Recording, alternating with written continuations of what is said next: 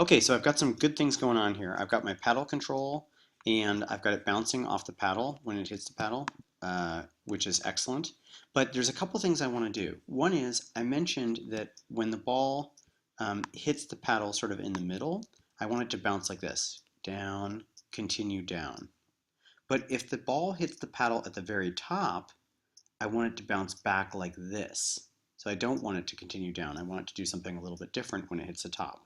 So I need to somehow implement that. And I was thinking about how to do it, and I've come up with an idea. So what I'm going to do is I'm going to change the costume of my paddle. And I drew this costume before, and I put these two little red things at the end of my costume. So now, for the ball, I'm going to change the command a little bit. Right now, it says if you are touching the right paddle, um, or actually, when we last were together, it said this: if touching right paddle, um, make the ball bounce. Set ball x to ball x minus 1. But now I've got this new idea, which is I'm going to add another if statement. So I'm going to put an if statement within my if statement. That's called a nested if statement. If the ball is touching red,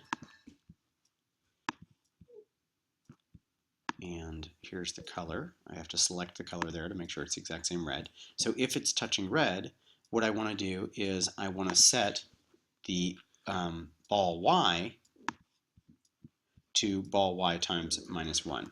Ball y, by the way, is not the location of the ball, but the actual speed and direction of the ball. And I'm not crazy about the name of this variable because I realized that I need to come up with another variable that shows the location of the ball. Sounds like Bali. Yeah, it does sound like Bali. It says Max, Bali the island. It's an island. Anyway, Max. Shh. So I need to set ball y to ball y times minus 1. So I'm going to set ball y to ball y times minus 1.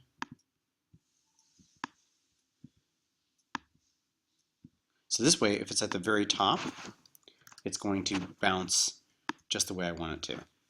And let's see if I can get that to happen. Okay. No, shoot. Okay.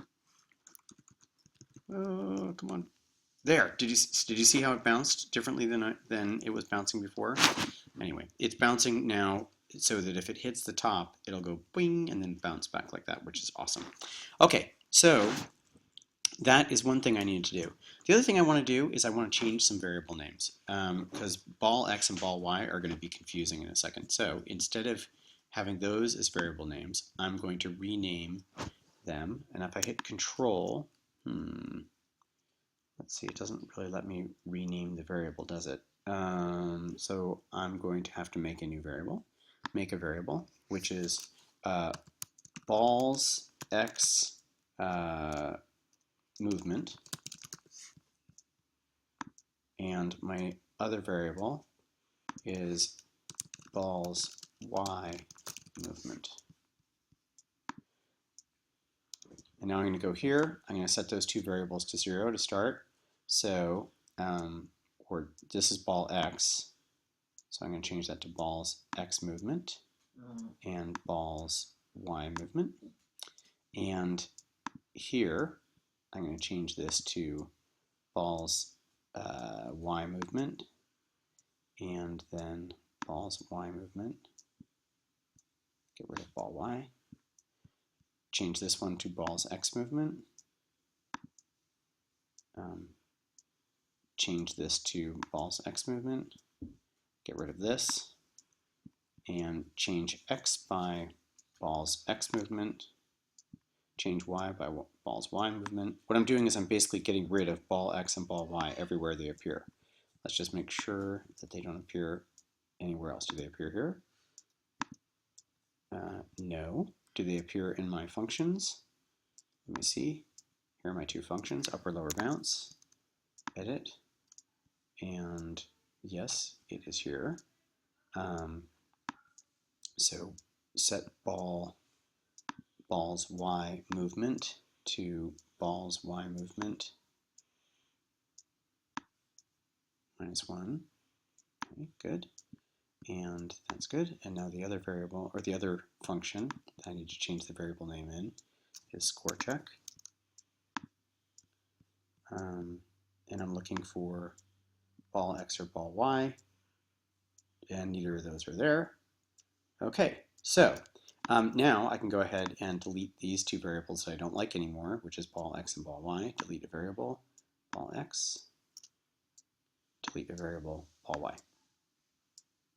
So the reason I did that is I'm going to create a new variable, balls X movement, balls Y movement, and now I'm going to create a new variable, which I'll use in a little bit, called balls Y location and balls X location. I want to keep track of both its movement and its location. So make a variable, balls X location, and make a variable, balls Y location. It's really important to have good variable names, and when I set up my initial variables, I didn't have the best variable names, so then I ended up with a little bit of trouble. Okay, the next thing I'm going to do, now that I have this paddle done, is I'm going to, by the way, I renamed it right paddle. I by accident called it left paddle. Now I'm going to create a computer paddle. So the way I'm going to do that is I'm going to hit Control, duplicate the paddle, and there's right paddle 2, but I'm going to call this computer paddle.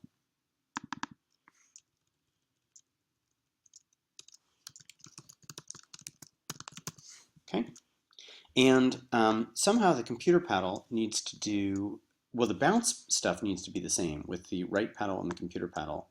The bounce things are here. This is where the bounce is controlled. If touching right paddle, so here I actually want to change it to if touching right paddle or computer paddle. So if touching right paddle or touching computer paddle,